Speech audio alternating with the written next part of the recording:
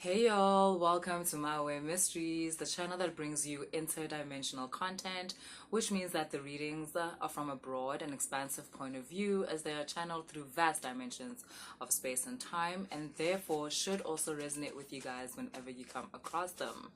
So today I'm doing an Orisha reading. The Orisha we are connecting with is Oya, the mistress of the mysteries. Yo. Oya, Batung. I used to be so afraid of Oya, the way some of you are probably afraid of this thing that I have here. Don't be, don't be, don't be, don't be, don't be. It's just my people. You're good. We're good. We're good. We're good. Don't be scared. So yeah. Oya. I used to be very afraid of Oya for good reason. Oya is very strict. She's like one of the mother archetypes, ne? But she nurtures through discipline. And that is sometimes not easy. Oya doesn't baby you. That's another thing. Children of Oya are very strong, Shem.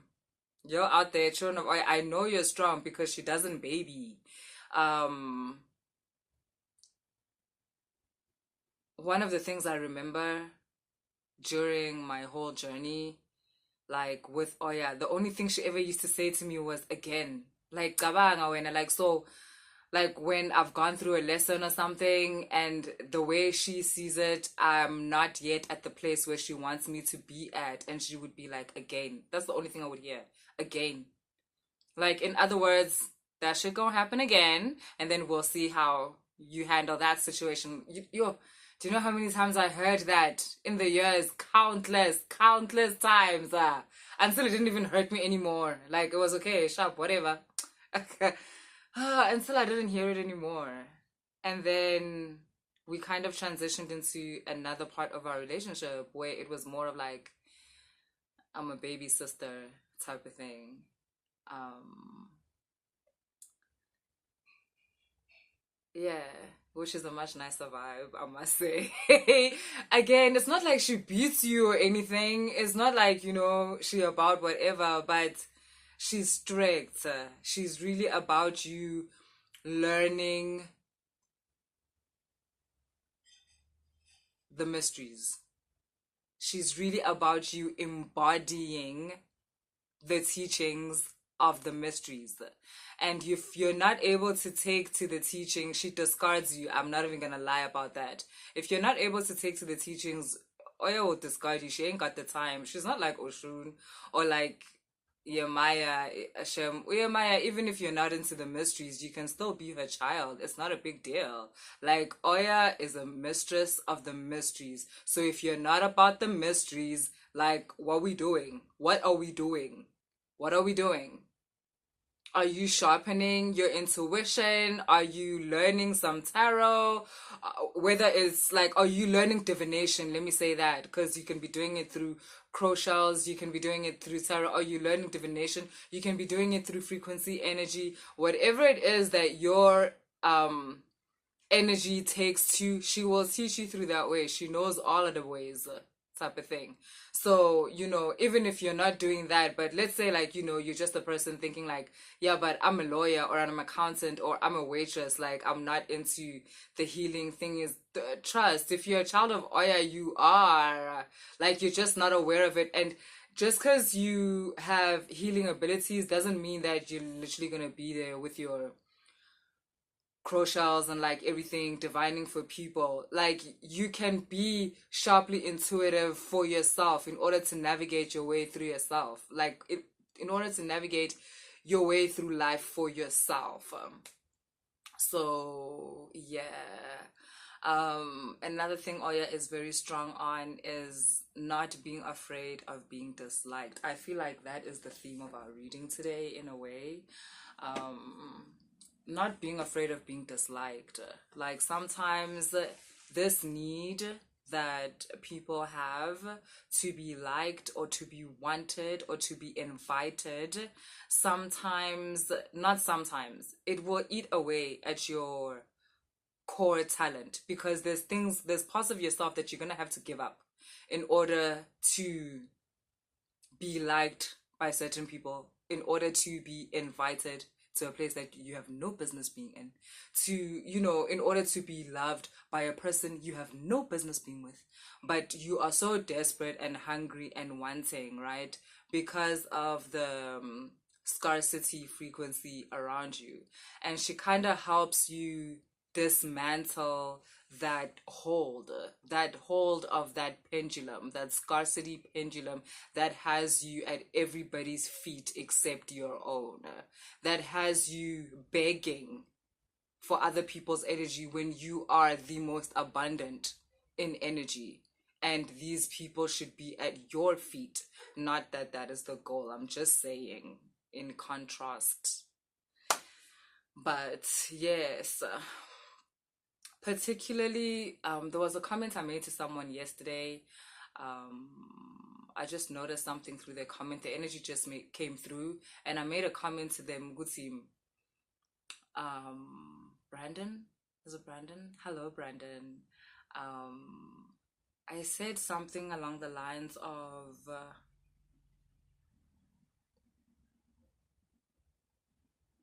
like, don't be so attached to who you think you're becoming in this journey. Don't be so attached to your idea of who you think you're becoming on the journey. Instead, allow space for the person you're actually becoming to come through. Because sometimes, a lot of the time, we have a certain idea of where the spiritual journey is taking us because of what society has told you. So you're thinking, you have certain ideas of what it means to be good. And some of you are not aware that your idea of good means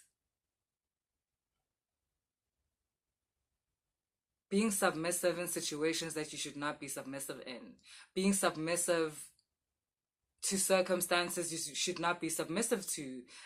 Some of those wanting to be liked by certain people because you want to be seen as a healer. You want to be seen as nice. And somewhere in your conditioning, you have this idea that to be a healer or to have certain high frequency energies means that you just allow people to play about you.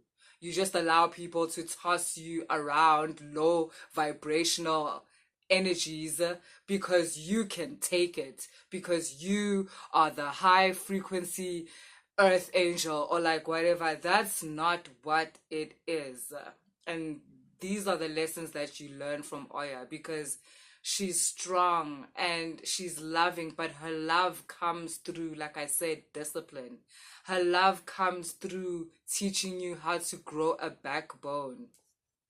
In the Orisha pantheon, Oya is married to Shango.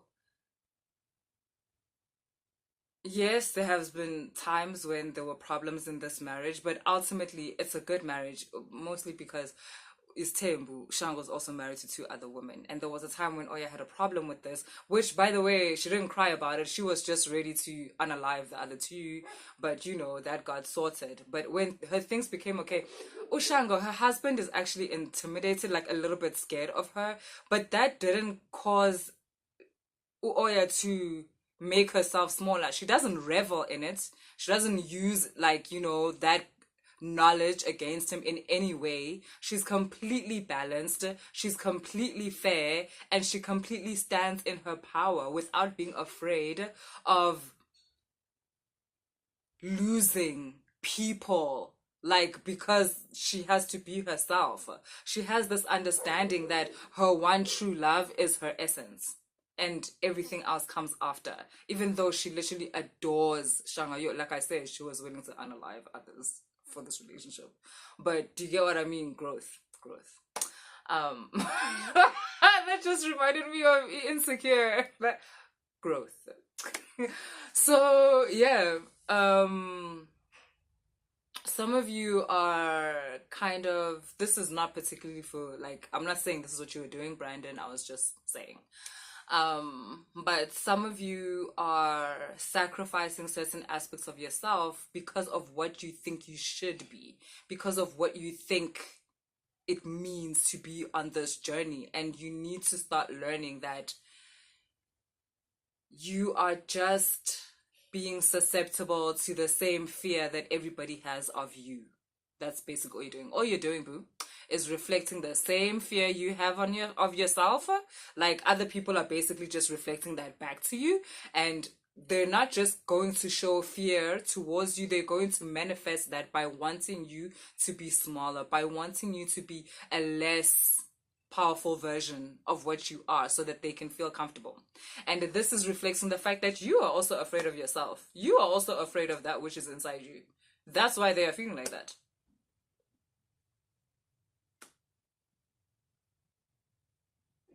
You're afraid because you feel like if they saw your true face, if they saw who you really are, they wouldn't like you. The thing is, you need to understand you haven't seen your true face either. That's why you're afraid. That's why you're so determined to hide yourself from them.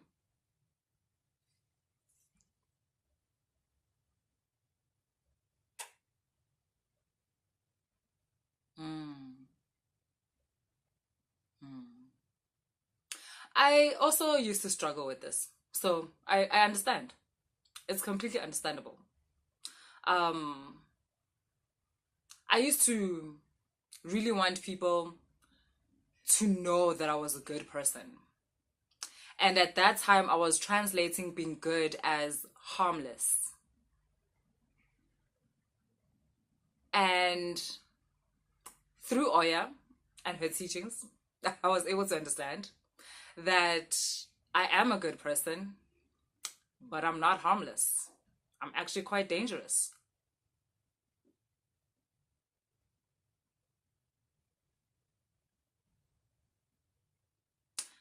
I'm a good person, but if you come at me incorrect, you will very soon understand that I am a threat. That was the wrong move. That you shouldn't have done that. That you should have played where it's safe, and safe for someone who wants to disrespect me is not here. It's somewhere there. You might not even safe. You might not even be safe there.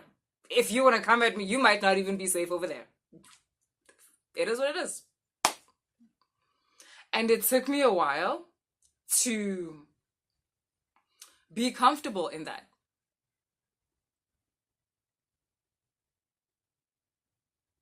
There was a time when I just wanted to play small so that, I could make friends and be in a relationship where the other person is not intimidated by me and therefore trying to compete with me in some way or put me down to a certain level they should think I should be at, whether it's based on like I'm a woman or whether it's based on like, I don't know, my race or like, I don't know, whatever. Where someone feels like you should know your place. I wanted to be like, let me just show them I know my place so they don't have to act out. And the thing is like, boo, you don't want to know my place. Listen, if I showed you my place, we'd have a problem. So I wasn't trying to do that. But oh yeah, guys, Yazin, big sis right here, mother to y'all. But big sis right here was like, listen, boo, come on. And that's why I guess it wasn't, this was one of the harder ones for me. I think that's why I spent years just hearing again.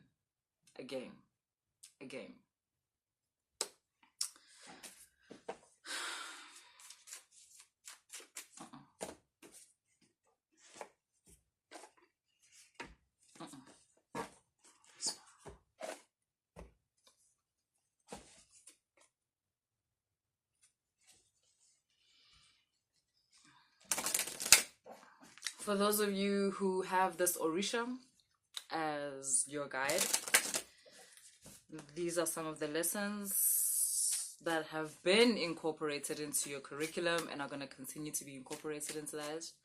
Oh, there's something else. Okay. Also, apparently this whole thing of wanting to be liked and whatever has you guys playing in energies, like I said before, that you have no business playing in. This thing, but it's cute, it's driving me crazy. Hold on. Apparently some of y'all are playing in energies that you shouldn't be playing in. Okay, firstly, one of the things, when you start really getting incorporated into Mistress School, you need to understand, you need to keep a lot of things, like your personal things, everything becomes personal, right? I need you guys to understand that. Firstly, okay, first things first, cleansing is important, guys. Bathing with sea salt, like that type of thing is very, very important, right? Weekly, monthly, but make sure that there is some kind of a pattern here being created. Like some of you should be doing it daily. As you know, we've spoken about it to those of you who I've spoken to about, okay? And then you need, everything of yours needs to now become like personal. If you can, if you live like, let's say, in a place where you live with other people, many other people, even if it's just your family, right? Your kids and like your spouse, or even if it's just like your partner, or maybe you live with friends. It's really important that, let's say, I know this is going to sound so weird, right? For example, like have as less things in terms of usage that you're using that you share with other people. Like moisturizer, have your own. Like have your own that you're using. Even soap, if you can, right? Be using your own soap, not your soap that gets shared with another person and gets shared with another person. Okay, this is not about germs or like whatever. It's about energy. And some of y'all, because I don't want to lie, some of y'all are actually mixing energies with people like, they're very, very much imbalanced. And so, do you know what they're even showing me? It's like even this thing where you share shoes, like, you know, slippers, where you put your feet into another person's slippers. Stop that. If you're doing that, stop that. And don't let another person, like, I know that thing of, oh, I'm just going outside, I'm just gonna go get the newspaper, I'm just gonna go put out the trash, let me put on your shoes. Stop doing that. Stop doing that. It's not a matter of that person is witchcrafting you or something like that, but there's people around you that are very imbalanced, and it's causing that imbalance to infiltrate your template. It's stop that. It's not about you don't love them. Don't mix issues.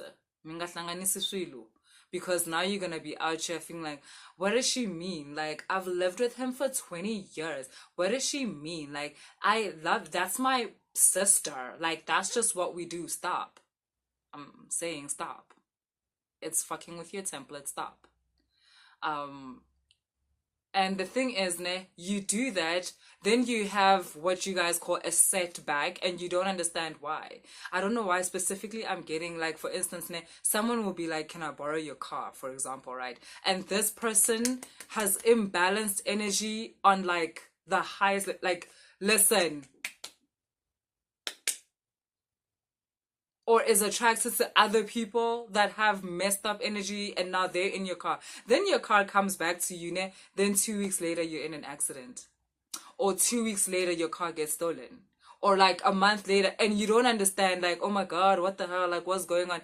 Stop borrowing your stuff just to anyone. Also, that's another thing. This is not actually about like everyone type of thing. There seems to be specific people in your life that you are exchanging energy with too much. Too much. Like, you need to scale it down to a minimum, because it's causing imbalances within your own energy. Okay? Stop wearing people's shoes. Try and use your own soap. If you can, use your own mug. I know it's a bit too much, but I'm telling you. Again, if you know for a fact that the person that you are living with or whatever, like, it's cool, they are on the same level as you guys be doing the same work and whatever, then it's fine. But this is a message for some of y'all are doing this with the wrong people. Like, even if you like, it's my partner, yeah, but it's the same partner that like continuously cheats on you and has you going to the gynecologist twice in a month. Like, I'm not saying leave him. That's not what I said. I'm just saying stop sharing every single thing in your home with this person in terms of your personals. Stop letting him wear your slippers to take the trash out. Does he even take the trash out? I bet you have to take out the trash. I'm gonna stop before I start judging you. Ngiyadlala. Hey, ngiyazi ukuthi nisheshe nikwade ngiyadlala. But angidlali.